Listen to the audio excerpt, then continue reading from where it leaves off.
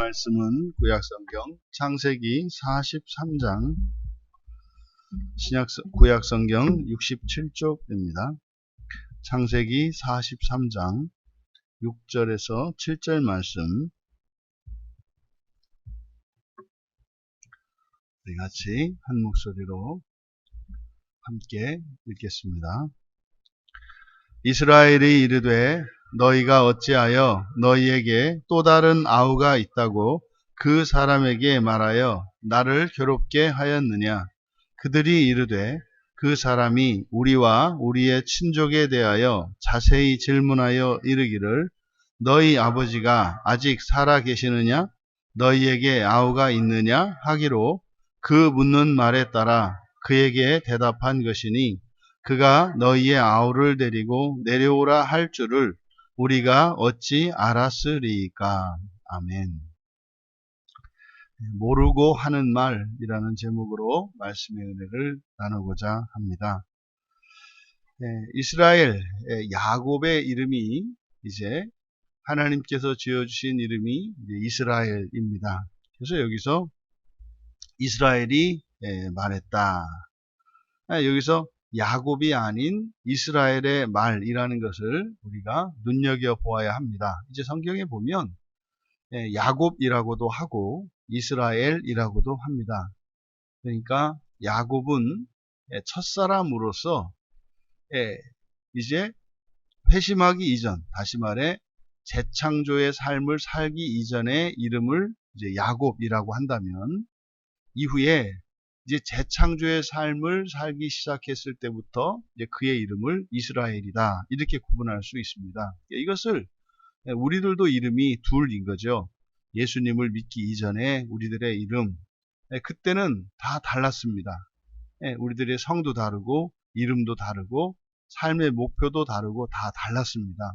하지만 이제 예수를 믿고 나면 똑같은 이름을 하나씩 우리가 가지게 됩니다. 그것은 성도라고 하는 이름이기도 하고 또한 그리스도인이라고도 하는 이름이죠. 성도라고 하는 것은 우리 전체를 통칭해서 부르는 말이고 그리스도인이라고 하는 것은 이제 예수를 메시아로 믿는 사람들, 예수를 구세주로 믿는 사람들, 또 그 예수를 나의 주님으로 영접한 사람들, 이런 의미입니다. 그래서 두 번째 이름인 이 그리스도인이라고 하는 이름은 모두 다 같이 사용하죠. 그래서 성경에서도 야곱의 이름이 이스라엘입니다만 그의 후손들 전체도 이스라엘이라고 부릅니다. 이와 같이 이제 이 본문에서는 야곱을 이스라엘이라고 부르고 있는데 이것은 야곱이 이제 옛 사람이 아니라 새 사람으로서 재창조의 삶을 살게 된 사람이라는 것을 강조하는 겁니다. 그러니까 이 야곱이 가지고 있는 두 개의 이름 그랬을 때 좀 다릅니다. 이런 거죠. 여러분들도 그리스도인이라고 하는 이름으로 교회에 오셨을 때 여러분과 또 여러분의 전문적인 분야에서 여러분이 다르지 않습니까? 그 야곱과 이스라엘, 야곱은요, 인생을 이제 정말 승리의 화신과 같이 살았던 사람입니다. 심지어 형에게서 장자권도 뺏었던 사람이고요. 아무것도 주지 않으려고 했던 외삼촌으로부터 자기의 모든 권리를 다 챙긴 사람이고요. 그래서요, 이제 손해를 보고는 못 보는 사람입니다. 지고는 못 사는 사람입니다. 그래서 야곱은 자기가 원하는 것을 다 얻었어요. 성취를 다 얻었고 이랬던 사람입니다. 그리고 세상적으로는 굉장히 지혜가 있던 사람이죠. 그런데 이스라엘이 되고 난 뒤에 이제 구원의 삶, 재창조의 삶을 살기 시작했는데 얼마나 어설픈지 몰라요. 그러니까 야곱으로 살아갔을 때 그렇게 뛰어났던, 그렇게 지혜로웠던, 그렇게 열심과 능력이 있었던 그 사람이 이스라엘로 살아가는 삶에 있어서는 왜 이렇게 어설프고 실수가 많고 그런지 모릅니다. 여기서도 이제 인간으로서 완전한 야곱이 아니라 이제 어설픈 이스라엘입니다. 이 이스라엘에게 복음이 들려졌어요. 복음이 들려졌는데 그것이 오히려 이스라엘에게는 괴로움이 되었다는 거죠. 그러니까 6절에 너희가 어찌하여 너희에게 또 다른 아우가 있다고 그 사람에게 말해서 나를 괴롭게 했느냐. 지금 이야기인 즉슨 야곱의 형제들이 애굽으로 식량을 구하러 갔다가 거기에서 결과적으로 식량을 얻어오긴 얻어왔습니다만 간첩으로 몰려가지고 그들의 형제 중에 하나인 시므온이 지금 감옥에 잡혀 있어요. 인질로 말입니다. 그래서 지금 맨 처음에 애굽에 따라가지 않았던 막내 동생인 베냐민을 데리고 오면 이들이 간첩이 아니었다는 것을 믿어주겠다라고 이제 애굽의 총리로부터 말을 들은 거예요. 바로 그 사건을 얘기하는 겁니다. 왜 그때 시시콜콜 뭐 막내 동생이 집에 있느니 없느니 이런 얘기를 쓸데없이 해가지고 왜 그럼 이 베냐민을 또 다시 데리고 가게 되었느냐라고 말을 하는 겁니다. 이에 대해서 그 아들들이 이제 야곱 아버지 이스라엘에게 밝힙니다. 하려고 한 게 아니라는 거죠. 그 뭐 하려고 한 게 아니라 꼬치꼬치 그냥 우리 집안에 대해서 물어보길래 뭐 아버지가 살아계신지 어떤지 그래서 살아계시다고 했고 너희들이 그럼 형제가 몇이냐 그래서 그래서 12였는데 하나는 죽고 하나는 지금 거기 남았다. 그래서 우리 열이 왔다. 이렇게 얘기한 것밖에 없다는 거죠. 그렇게 얘기할 때 설마 그 총리가 그래? 너 집에 남겨놓은 그 동생 그 베냐민을 데리고 와 라고 할 거라는 것은 꿈에도 생각하지 못하고 그냥 꼬치꼬치 물으니까 대답을 했던 것뿐이라는 거예요. 그러니까 자신들의 책임이 없다고 이야기를 하는 거지 않습니까? 그러니까 아버지 이스라엘은 책망하고 있고요. 지금 막내 아들을 보내지 않고서는 이제는 식량이 바닥이 나고 다시 기근이 찾아와서 다 굶어 죽게 된 상황이에요.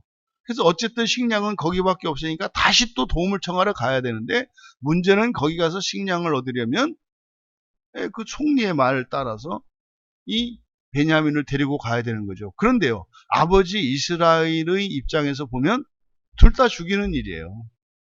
이미 간첩으로 누명을 쓰고 감옥에 갇힌 그 시므온이 풀려난다는 보장도 없고요.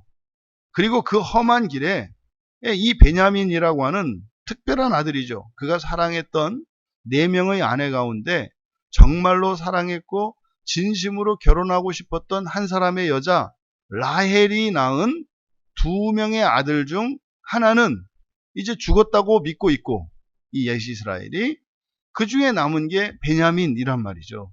근데 이 베냐민마저 여행길에서 사고를 나서 사고를 당해 죽거나 아니면 애굽으로 갔는데 애굽의 총리가 또 변심해가지고 말이죠. 옳거니 하고 너희들을 싹 다 잡아서 가두겠다. 이렇게 해서 죽여버리면은 뭐 아들을 다 잃을 판입니다. 이건 이스라엘의 생각이죠. 그렇다고 안 보내자니 굶어 죽게 생겼습니다. 남은 가족들도 굶어 죽게 생긴 거예요. 그러니까 이럴 수도 저럴 수도 없는 이 상황에서 아들들은 아들들대로 자신들이 전한 그 말이 복음인 것을 알지 못하기 때문에 오히려 그 말한 것에 대해서 책임을 회피하고 뭐 우리와는 상관이 없는 말이다. 뭐 이런 식으로 말을 하고 있고 아버지 이스라엘은 사실상 그게 다 사는 길이죠. 사실은 결국 요셉이 애굽의 총리로 있으면서 막내 동생 베냐민을 데리고 오라고 한 것은 베냐민뿐만 아니라 사실은 이 기근 속에서 그 가족 전체를 데려오기 위한 것이었죠. 살리기 위한 것이었습니다. 그런데 이것이 듣는 그들에게는 불행의 시작이고 큰 재난이라고 여겨지고 있는 거죠. 이게 예수님께서 우리가 세상 사람들에게 예수님을 믿으세요. 그리고 예수님을 믿고 구원 받으시고 또 예수님을 믿고 살아가는 인생이 있는데 그거는 뭐 당신이 그냥 할 수 있는 거, 당신 능력 있는 거 그것만 하고 예전 같으면 당신 능력 밖의 일이나 당신에게 없는 것은 엄두도 내지 못할 건데 예수를 믿고 살아가면 이제부터는 예수님의 도움을 받으면서 살 수 있습니다. 이렇게 복음을 전하는 거죠. 근데 그게 어떤 사람에게는 그렇게 했다가는 교회에 낚이는 거고 목사의 꼬임에 넘어가는 거고 인생 꼬이는 거다라고 받아들이는 사람이 있다는 거죠. 근데 그게 누굽니까? 이게 지금 이스라엘이고 이게 그의 형들이에요. 근데 이게 정체를 모르기 때문이죠. 자신의 형제가 아니고 자신의 아들이 아니고 권력을 가진 무한한 권력을 가진 애굽의 총리라고 생각하고 있기 때문이죠. 만약에 그것이 자신의 아들이었고 자신의 형제였다는 것을 알게 되면 상황이 바뀌는 거죠. 그러니까 여러분, 하나님이 여러분의 아버지 되신다는 거, 예수 그리스도가 여러분의 형제 된다는 그것을 아는 것과 모르는 것 차이가 이렇게 크다 이 말이에요. 그래서 여러분, 이들의 말을 들어보면 이 아들들조차 그 복음의 진가를 그리고 그 복음의 의미를 모르고 있기 때문에 복음을 자랑스럽게 여기기는 고사하고 오히려 이렇게 핑계를 대는 구차한 모습을 보이고 있다 이 말이죠. 이거는 오늘날 우리들의 자화상으로 보면 그런 거죠. 교회를 다녀요. 누군가가 비웃습니다. 아니 이 시대에도 교회를 다녀? 아직도 다녀? 아직도 성경이 하나님의 말씀이라는 걸 믿고 무슨 천국이 있고 지옥이 있다는 걸 지금도 믿어? 이랬을 때 위축되는 거죠. 아예 뭘 다 믿어서 다니나? 뭐 이런 거죠. 뭐 교회라는 게 뭐 그냥 뭐 다니다 보니까 그러지 뭘 또 나 그렇게 뭐 광은 아니야. 뭐 이런 모습인 거죠. 이런 모습. 그러니까 죽어라고 그렇게 신앙생활을 잘 하면서도 그 의미도 모르고 그 가치도 모르고 누군가가 그것에 대해서 물어봤을 때 그러게 나도 몰라. 나도 왜 그러는지. 막 그래도 뭐 가면 마음은 편해. 뭐 이런 식으로 살아가는 모습이 지금 복음을 전했던 아들들의 모습이다. 이 아들들이나 이 이스라엘이나 이것이 우리들의 일그러진 우리들의 모습인 거죠. 여러분, 예수님을 믿고 그리스도인이 되었을 때 참 낯설거든요. 교회 만찬에 왔을 때 참 낯설거든요. 용어에서부터 하는 행동에서부터 사람들이 살아가는 이런 처세에서부터 참 다르거든요. 네? 생전 처음 봤는데 뭐 평생지기처럼 방긋방긋 웃고 뭐 안녕하세요 뭐 집사님 뭐 이렇게 부르는데 뭐 집사님 뭐 내가 집사인 건 어떻게 알아서 집 샀다고 그러나 뭐 이런 거죠. 이런 거. 그런데 이렇게 신앙생활을 하다 보면 그게 이제 무슨 의미인지 알아가게 됩니다. 또 조금 지나서 이제 뭐 그러면은 교회를 다녔다 그래서 다 똑같은 게 아니죠. 정말로 구원이 뭔지 복음이 의미하는 바가 뭔지를 알고 나면 내가 예수를 믿고 조금 이제 교회에 대해서 안다고 생각했던 그것들이 참 모르고 살았다는 것을 깨닫게 돼요. 그뿐입니까? 우리가 인생을 다 살고 죽을 거거든요. 죽고 난 뒤에 우리가 끝나는 게 아니잖아요. 계속 산단 말이에요. 계속 살아요. 이제 그때 가보면, 내가 또 참 모르면서 안다고 착각하고, 그리고 내가 그게 뭔 말인지도 모르고 했던 말들이 참 많구나, 라는 것을 깨닫게 될 겁니다.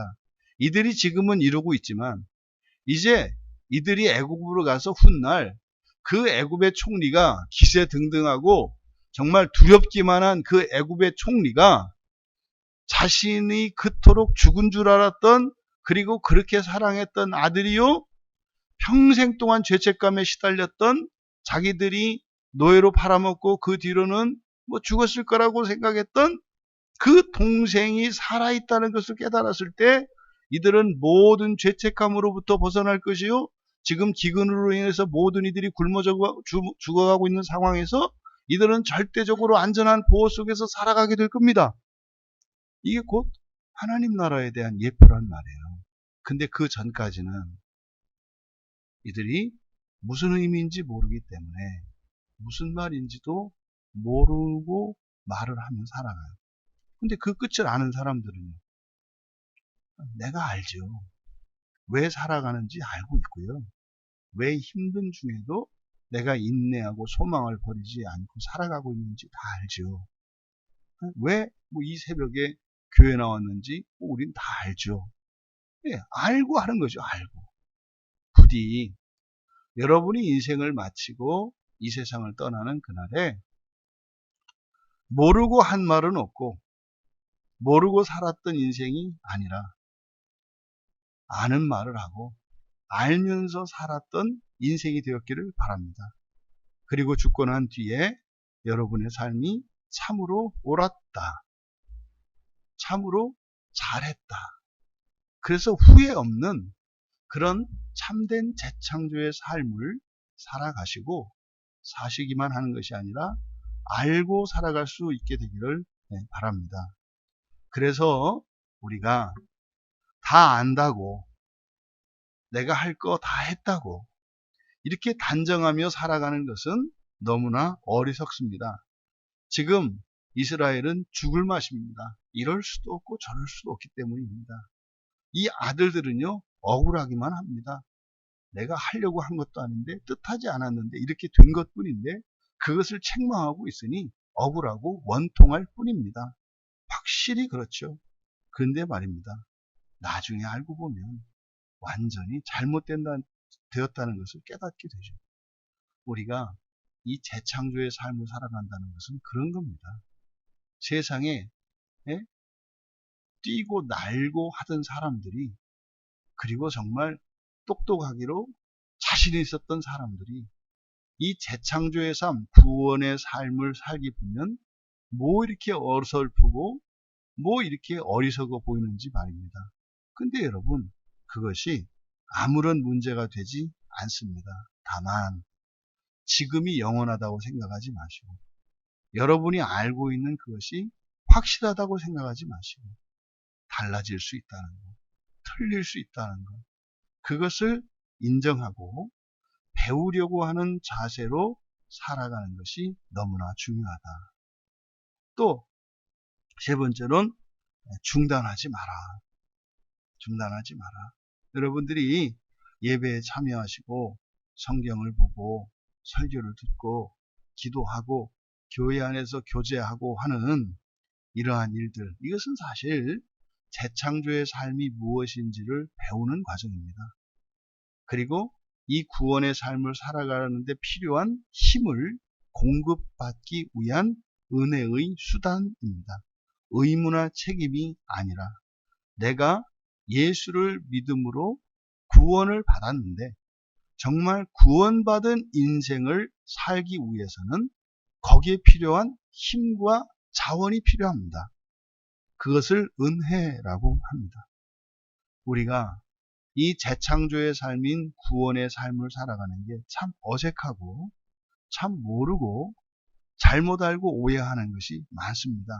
그래서 우리는 중단하지 말고 끊임없이 은혜의 방편을 따라 하나님을 알아가고 우리 신앙의 참된 도리가 무엇이며 구원의 삶을 살아가는 이들에게는 어떤 약속이 주어져 있고 어떻게 우리를 돕기로 약속하셨는지 또 우리가 하면은 안 되는, 다시 말해 우리가 빠지기 쉬운 함정과 위험이 무엇인지를 배워감으로써 정말 모르고 말을 하면서 모르는 인생을 사는 것이 아니라 배우고 공부하고 익혀가고 그리고 은혜를 받음으로써 아는 말을 하고 아는 인생을 더욱 알아가며 살아가시기를 주님의 이름으로 축원합니다. 존귀하신 하나님, 저희들의 인생의 과거와 현재와 미래의 모든 것에 대해 모르는 것 없이 다 알고 살기를 원합니다. 하지만 오늘 아는 것을 확정하고 마치 모든 것을 다 아는 것처럼 착각하지 않게 하여 주시고 늘 하나님의 말씀의 은혜를 통해서 날로 날로 새롭게 하시는 그 구원의 삶을 살아가게 하옵소서. 또한 그 구원의 삶을 살아가기에 필요한 은혜가 마르지 않게 하여 주셔서 하나님의 은혜로 성공적인 인생을 보람차게 살아갈 수 있도록 은혜를 내려 주시옵소서. 감사하며 예수님의 이름으로 기도하옵나이다.